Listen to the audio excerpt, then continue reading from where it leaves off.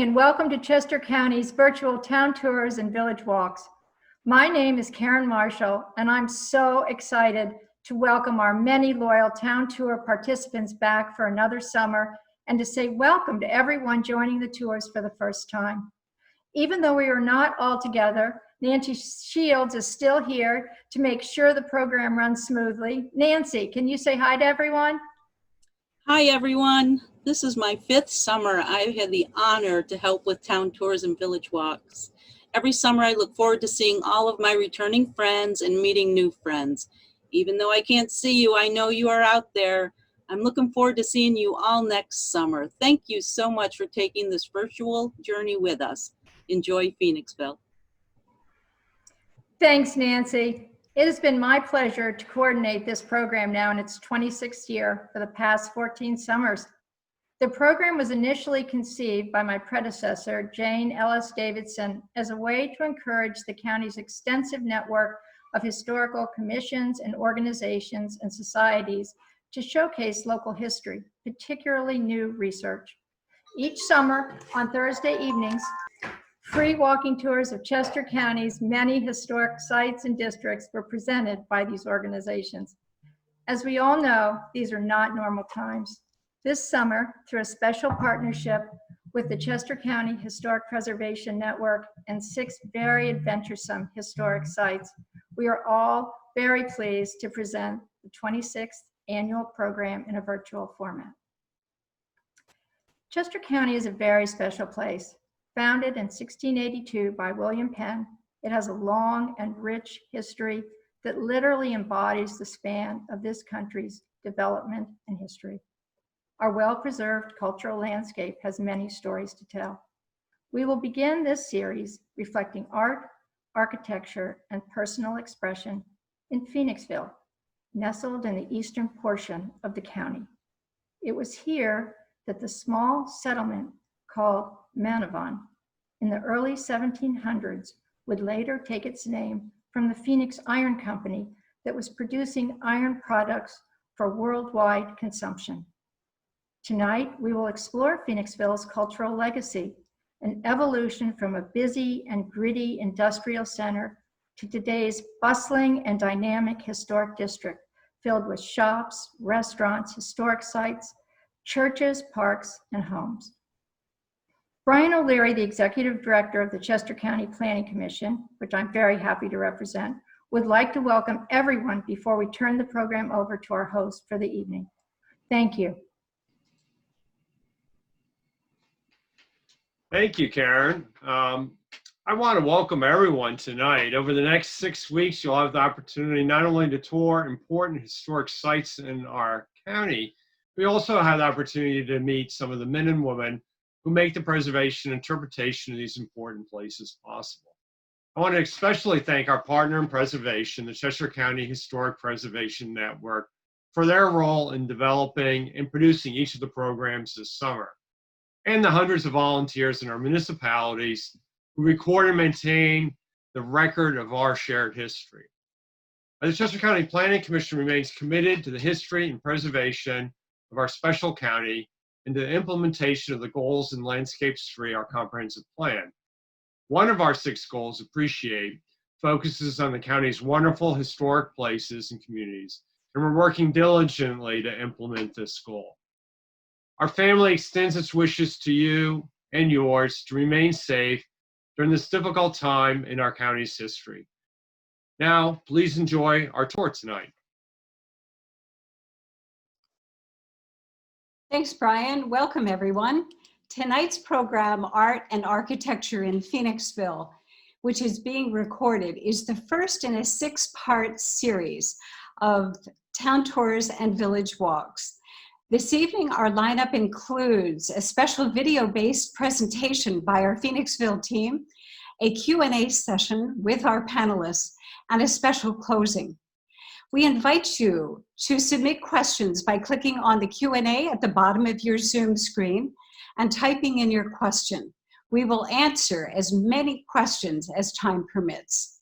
And now it is my great pleasure to introduce to you to our lead panelists from Phoenixville, Sue Marshall, who co-coordinated this virtual tour with Barbara Cohen. Please welcome Sue Marshall. Come on. Good evening. I hope you enjoy our presentation of Phoenixville's artistic past and its transition to a creative and exciting future. Our goal is to inspire you to visit Phoenixville to see for yourselves the magnificent artifacts and buildings of the past and to enjoy the newer murals and landscapes as you walk around town. Please enjoy your tour. Thank you.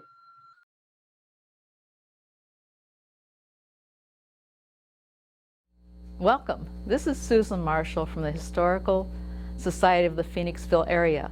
We're presenting this along with the Schuylkill River Heritage Center and the Chester County Town Walks and Village Tours.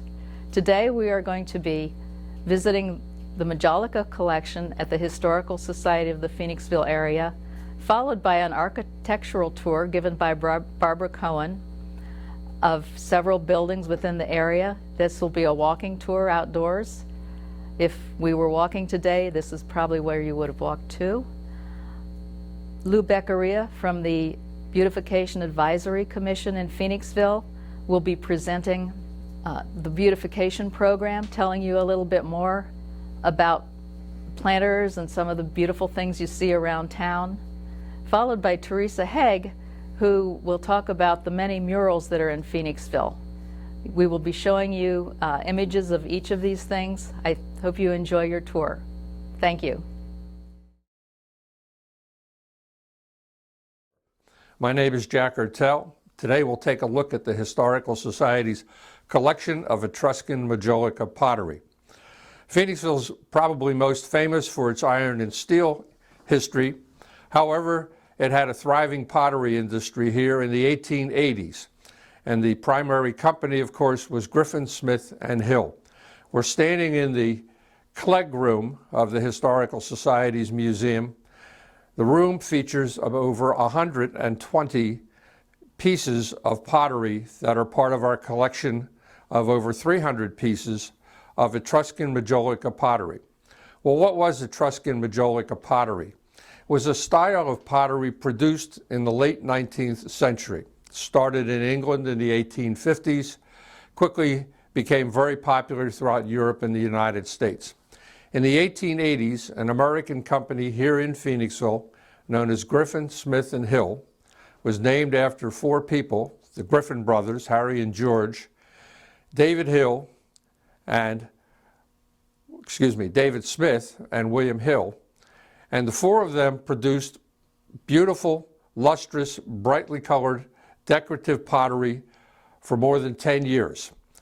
We have some great examples here in our museum. They are typical of the Victorian pottery of that era. Bright, colorful, highly decorative, featuring images of nature.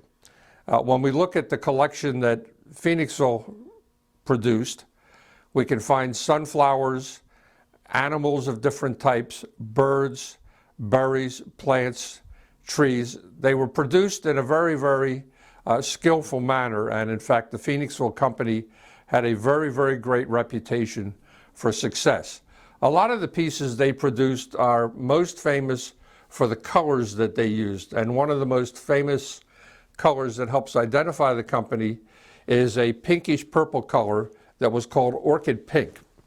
They had a very, very large complex. They had a factory building about a block away from here in the lower part of the 100 block of Church Street, and they had three kilns that they had constructed that show how they would bake the pottery, actually bake it a couple times. They'd bake it, paint it, glaze it, and then bake it again so that it had the bright, lustrous shine.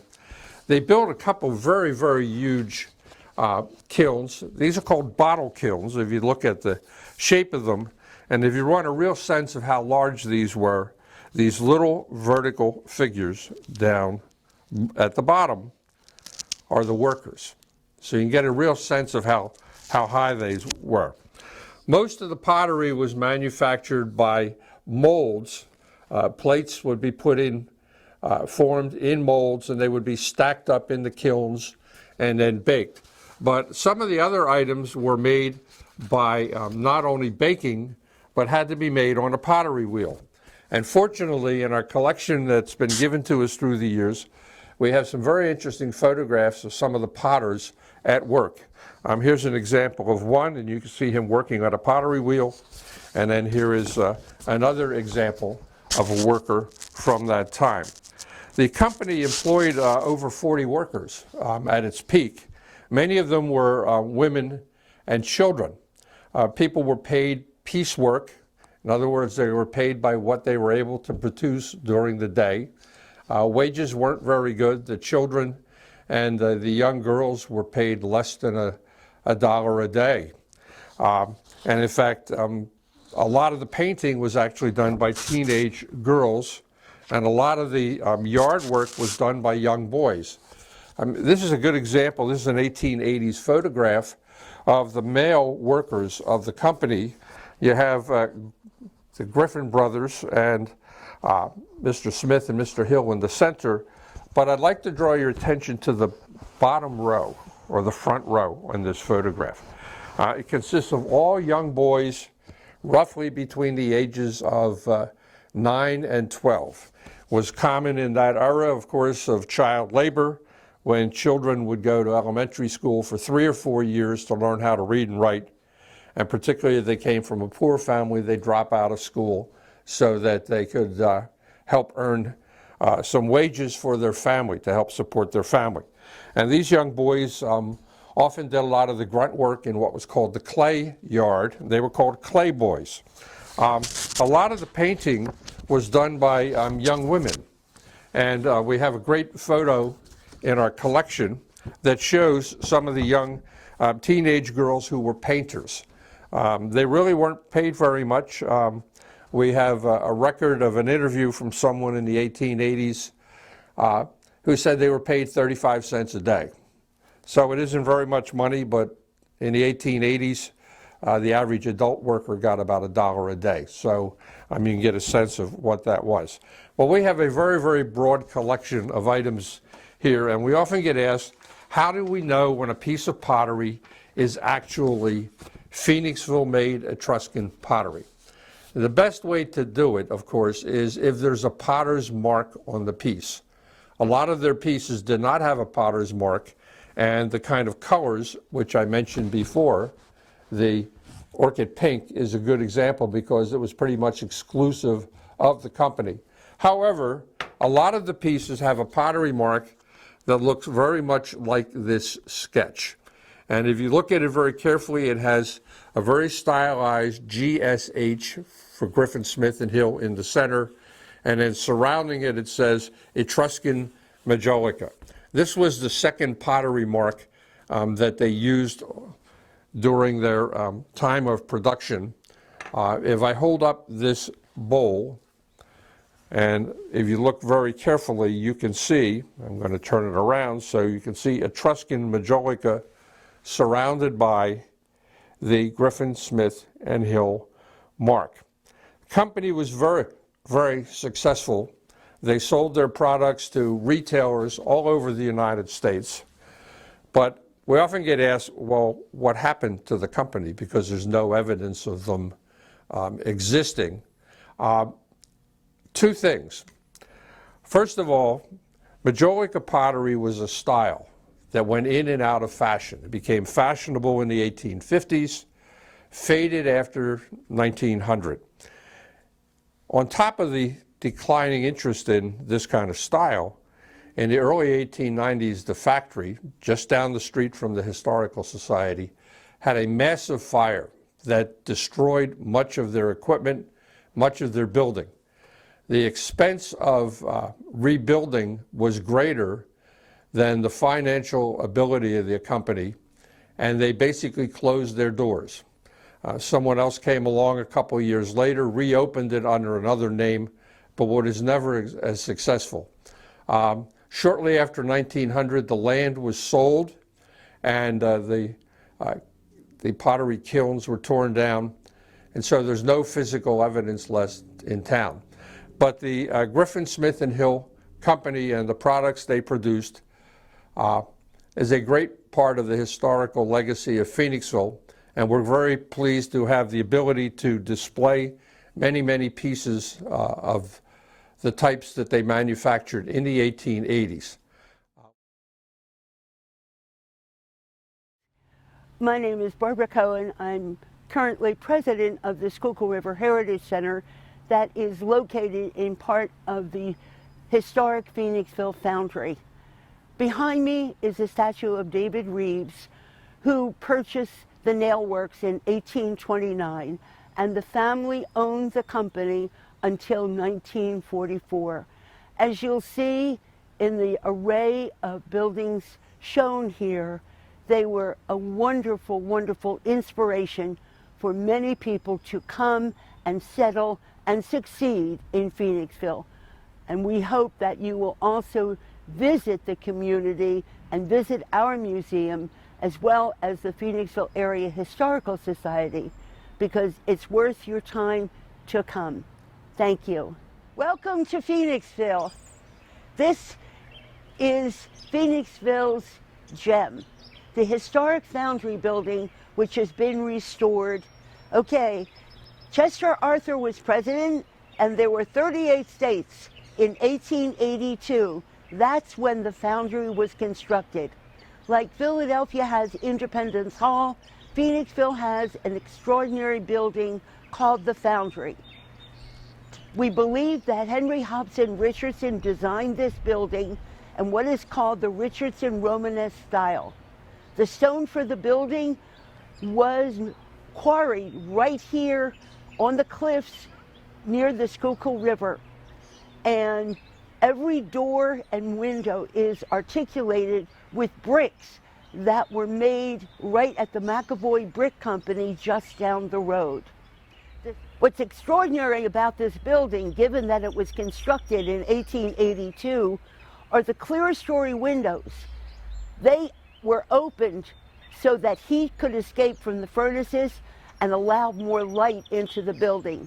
Later on in the early 20th century, Frank Lloyd Wright echoed this idea 40 years later when he designed the Roby House in Oak Park, Illinois. This extraordinary building was once part of the 130-acre Phoenix Iron and Steel Company. It is now home to an extraordinary museum called the Schuylkill River Heritage Center, and the major portion of the building features events. So if you're going to have a wedding or a corporate event or a senior prom, there is no place better than this iconic, historic, restored building that is the centerpiece of Phoenixville's history. We're on Church Street, near Phoenixville's historic downtown. This home is one of over 1,200 that is part of Phoenixville's historic district. What is unique about this home that is over 154 years old is that it is the only one in Phoenixville that used the same stone, the dark sandstone from the cliffs on the other side of the river, to build this house. It has a Gothic portico at the top, but it is truly an extraordinary, unique building in Phoenixville. We're at 206 Main Street, and again, this is a home that is part of Phoenixville's historic district, a very special place.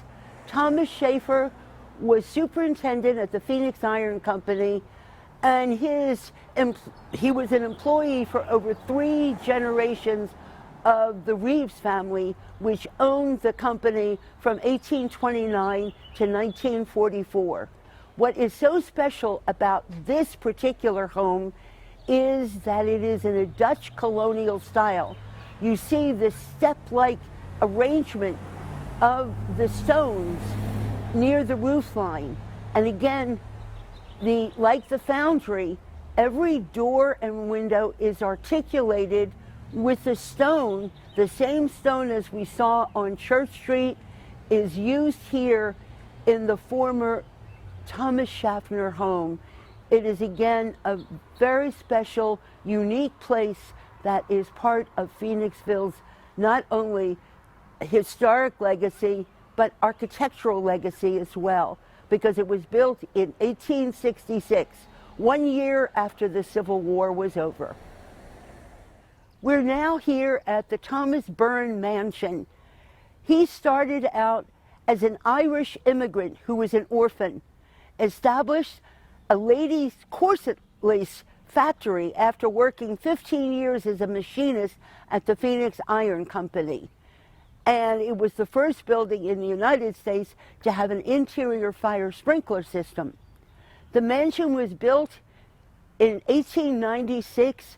It reflects a classical style that was made popular after the Chicago World's Fair that was held in 1893. It is an extraordinary building that has now been adaptively reused. But Thomas Byrne also is a reflection of Phoenixville's legacy, where all immigrants of all colors and all religious persuasions were welcome. Everyone could get a job at the mill. We're here at a wonderful home built in 1888 in what they call the Romantic style. This emerged because there were so many people moving to cities as the United States started to grow and industrialize. Thoreau wrote The Walden Pond, and Whitman's poetry evinced a walk in the woods to get away from the sound and the noise of the city. And the style of architecture changed in the 1880s to what they call the Romantic style. And you see here a combination of various different decorations on the building. You notice the color decoration of the porch. You notice a French-style cupola near the top of the building. What made this building also quite famous is the fact that it was used in a movie called The Blob that has made Phoenixville famous. And part of the movie was filmed here at this house, starring Steve McQueen in 1958. It is still shown annually at the historic Colonial Theater. We are here 1 block away from Thomas Byrne's mansion. He was so successful in his manufacturing that, having been a young man, an orphan, his mother had died when he was 2 weeks old. He founded St. Anne's Church, and this Gothic-style building was constructed in the early 20th century. This Catholic church was a memory to his mother, whom he never knew. But it also attests to the success of Thomas Byrne and so many other immigrants in showing their loyalty and love for their families. And they could all succeed by settling and working here in Phoenixville.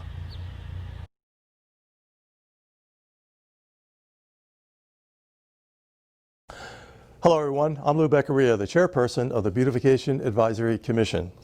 I'd like to review a little bit about the Beautification Advisory Commission, tell you a little bit about the history and some of the programs that we've developed over the last 7 years. In terms of the history, it all goes back to 2013 when I went to the Economic Development Committee of the Borough Council and suggested that we might have some kind of a body to encourage the beautification of the borough, because the economic development was going great and that maybe the borough could look a little bit better from a beautification standpoint.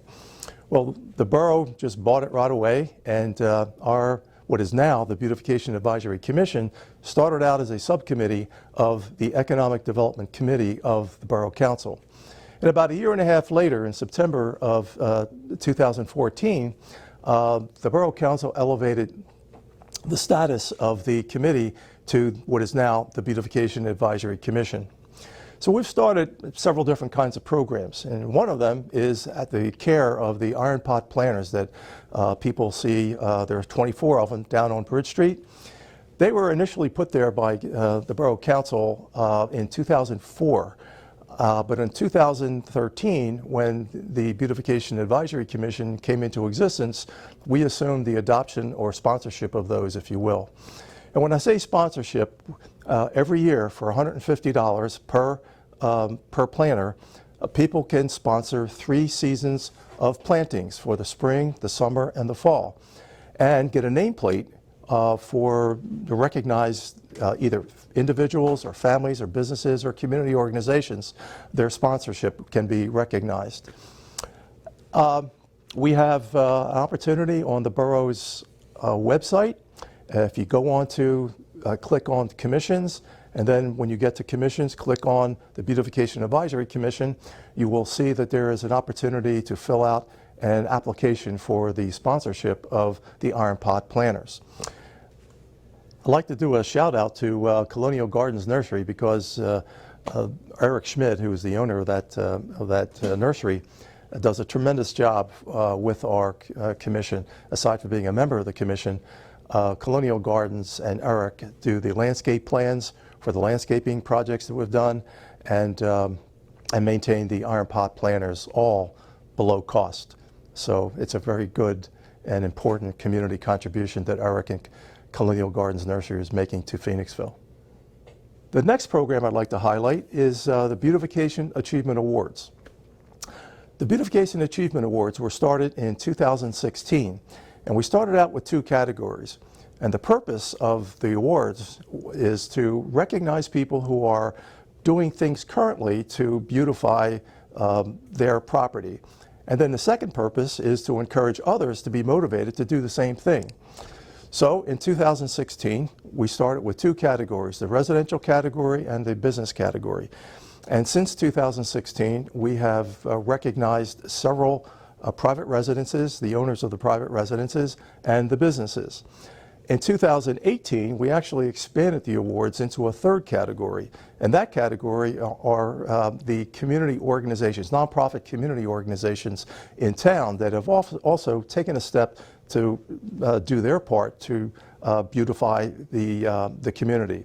2 of the examples of that are the Historical Society, Phoenixville Historical Society, and the public library at the Phoenixville Public Library. So we are an activist type organization. We have 4 goals. Basically all revolve around trying to make the community a more beautiful community, try to educate the community about the history and the diversity of this community. And one of our goals also is to actually secure more resources to help us do our projects.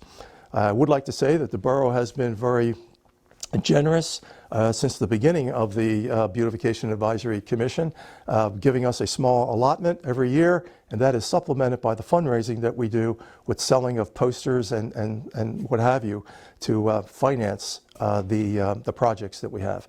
And we also accept donations from the community, so if anybody is motivated to do that, we'd be more than happy to accept your donation.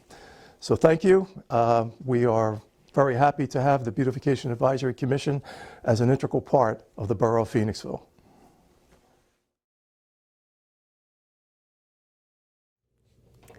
Hi, my name is Teresa Haig, and I have lived in Phoenixville since 2011.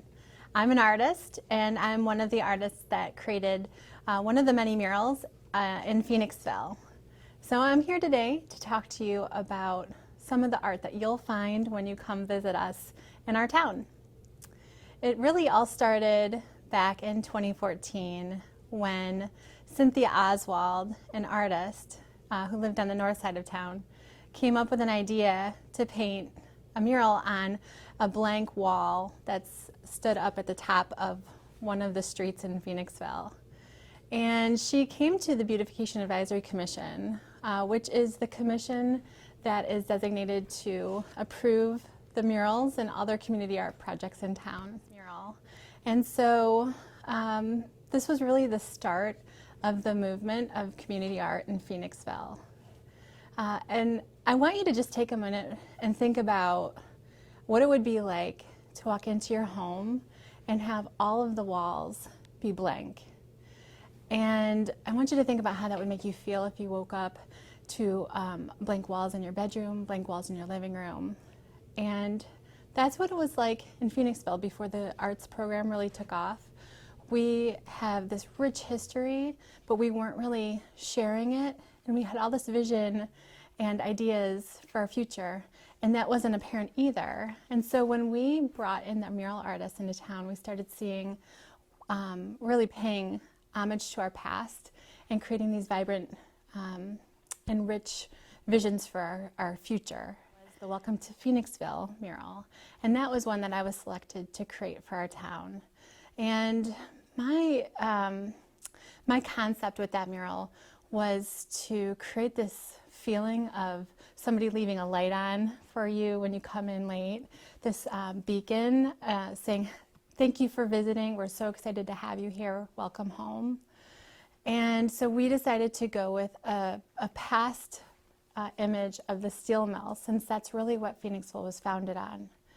One of my favorite parts of creating the mural was when folks from Phoenixville who grew up here, whose parents grew up here, whose grandparents grew up here, came and shared stories of what Phoenixville was like when the steel mill was still producing steel, when the majority of our town was still being employed through the steel mill. And I really got this wonderful history of what it was really like. And that's what I tried really hard to infuse into the mural itself. Owned by Manny Demudas across the street, Charles Segal created the Phoenix. And that was a wonderful contrast to the Welcome to Phoenixville mural, because that was really paying homage to our future. This idea of rebirth, resurgence, new buildings, new community, and I think as you come into town, you get the hit of both of those, and it's really something exciting, and I hope you get to experience that. We have several other murals in town, some done by myself, the Gateway Pharmacy mural, as well as the one you can find when you walk inside Borough Hall called View from the North Side.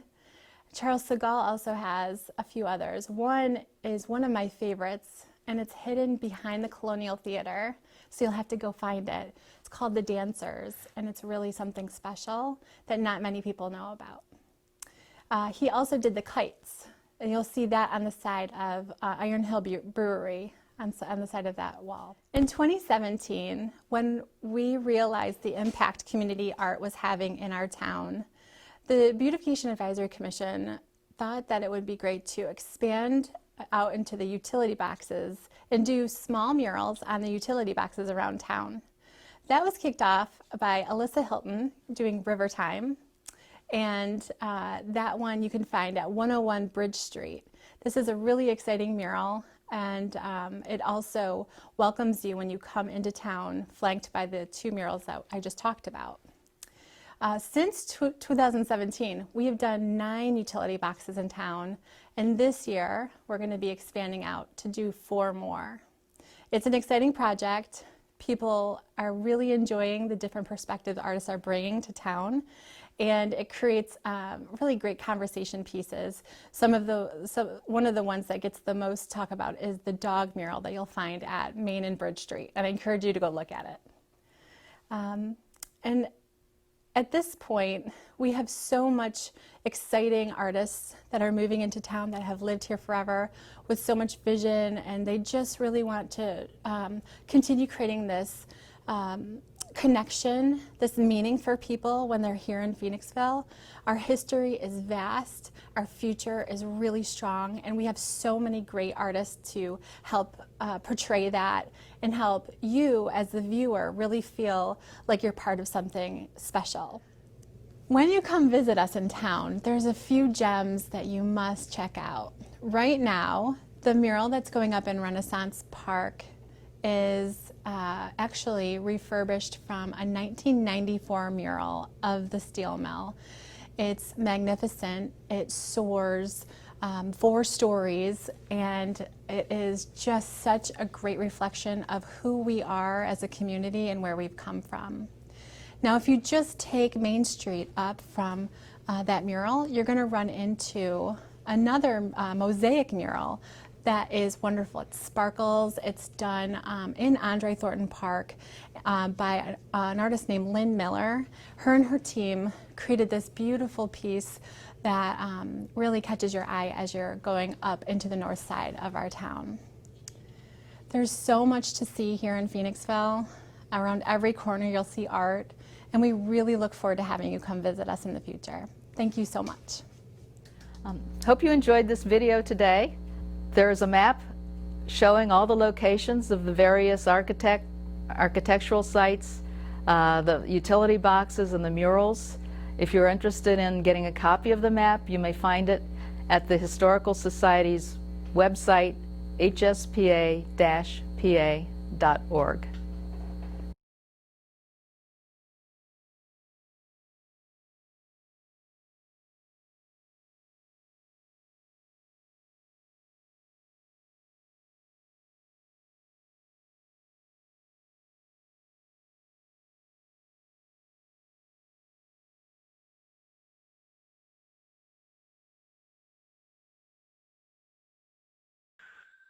Now I'd like to have the opportunity to introduce to you in person all the people who you saw in the video. First of all, Jack Ertel, who's the former president and board chairman of the Historical Society of the Phoenixville area. Barbara Cohen, who is the president of the Schuylkill River Heritage Center. Lou Beccaria, chair of the Phoenixville Beautification Advisory Commission. And Teresa Haig, member of the Beautification Advisory Commission and lead on the mural and utility box projects. We're here to answer your questions. So I think Kathleen is going to coordinate asking the questions. So we can go ahead and start asking. Thanks, Sue. We'll begin our Q&A session this evening with the following question, and this is for Jack.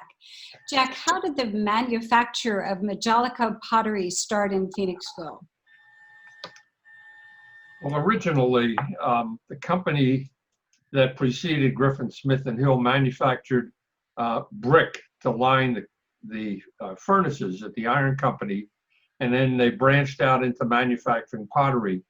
And they kind of were enamored by looking at the 1876 Centennial Exposition in Philadelphia, where the Minton Company of Great Britain put on a display of Etruscan Majolica.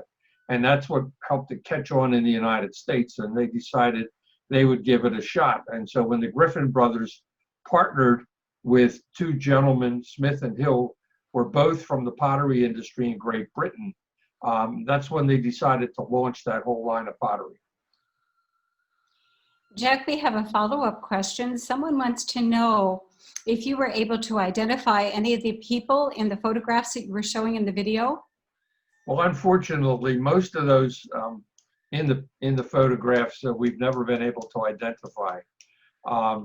Occasionally, we will get somebody come in and they'll look at one of these pictures and say that that's a great-great-grandfather or a great aunt or a great uncle. A couple of the pictures, whoever passed it down through their family had written over top of some of the faces of the initials of the people, and using those initials, we've been able to match them up a little bit. But most of the people in those photographs have never been identified, unfortunately. Thanks, Jack. Our next question is, what more can you tell us about the sandstone that was used in the Church Street house, Barbara? Barbara.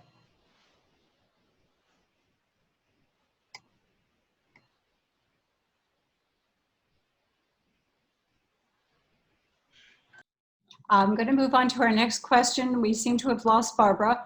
I am here. Oh, good. Barb, go ahead. I didn't hear your question. I'm sorry.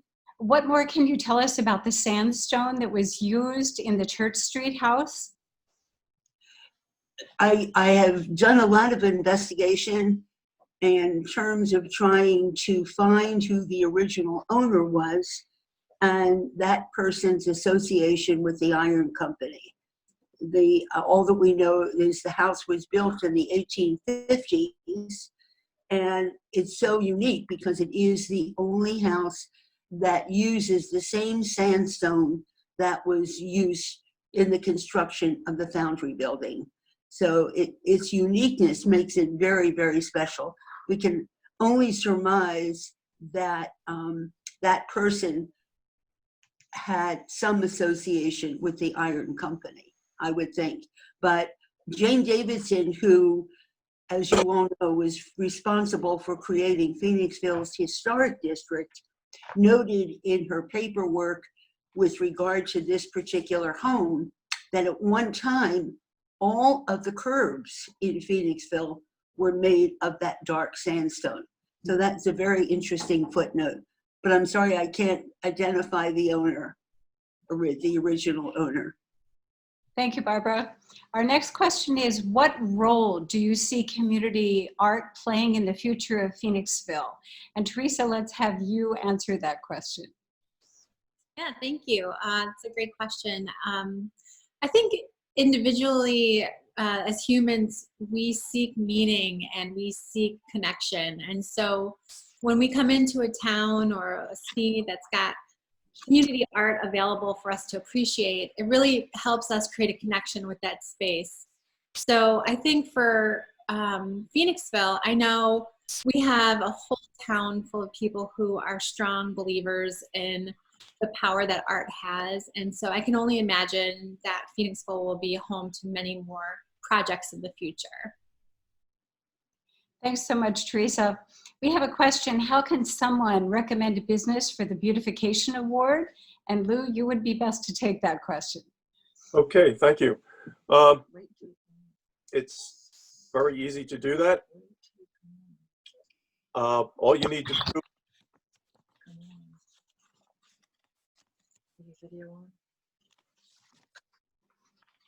Yeah.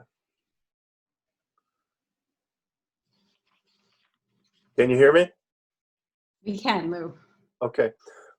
It's very easy to do. All someone has to do is to go on the Borough of Phoenixville website and click on the government commissions. When you get to government commissions, click on the Beautification Advisory Commission, and on the right-hand side, there will be application form for nominating either a residence or a business or a community organization for the nomination award. It's very easy to do, and they just need to send it in to me. Barbara, we have a question for you, and that is, I've always thought of the Columbia Hotel as an early historic building. Can you tell me more about that? Yes, it was constructed in the 1890s, and in Chicago in 1893, they had a World's Fair, and they called it the Columbian Exposition. And it's very interesting because you think of Victorian architecture as so many buildings having as much stuff decorating the exterior of the house or the business as possible. What happened at the Columbian Exposition in Chicago was that they brought back the idea of classical architecture. So you begin to see buildings with columns at the front, a triangular pediment like a Greek or Roman temple. Many early 20th century banks, for example, and churches were designed in this style. But the name, the Columbia Hotel, was actually built in the 1890s and was named for the Columbian Exposition. And it's very interesting that the Pennsylvania, the Reading Railroad had a very important stop in Phoenixville. And what did they call it? The Columbia Station. They renamed it in the 1890s after the exposition also. Does that help? It does. Barbara, thanks so much.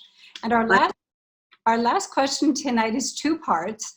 And Teresa, you probably would be the best person to answer these.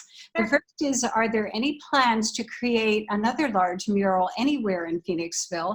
And secondly, what is the process that someone would need to go through to be approved to paint a mural? Yeah, those are great questions. So I'll start with the second part of that question, and that is, anybody is able to come to present their concept to the Beautification Advisory Commission during public participation.